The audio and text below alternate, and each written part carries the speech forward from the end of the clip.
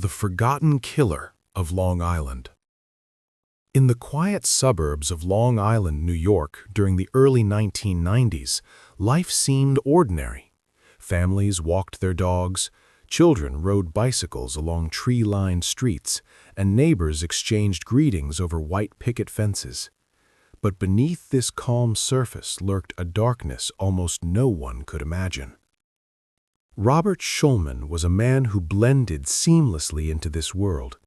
To the outside eye, he was polite, soft-spoken, and unremarkable, a middle-aged salesman with a routine that seemed harmless. But Robert carried a secret so horrific that even today, few know the full story. He began his descent into violence quietly. Using the early days of the internet, he sought women who were lonely, searching for companionship.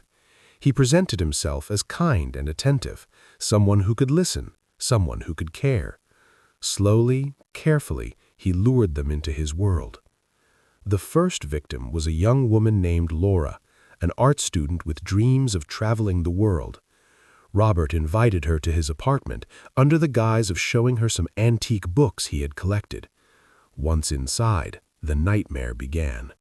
Robert strangled Laura, his hands cold and precise, leaving no immediate sign of struggle. He then wrapped her body in plastic and stored it away. Over the next few years, this pattern repeated.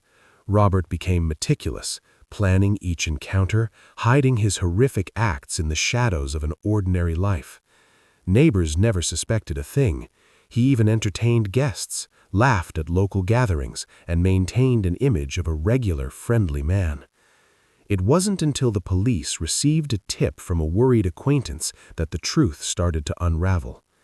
Inside Robert's apartment, officers found evidence so gruesome it stunned even the most seasoned investigators.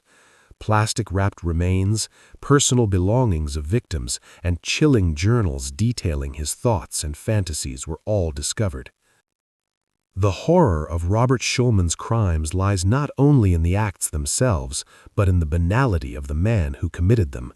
He was a reminder that darkness can hide behind the most ordinary of faces, and that evil can live undetected in the places we least expect.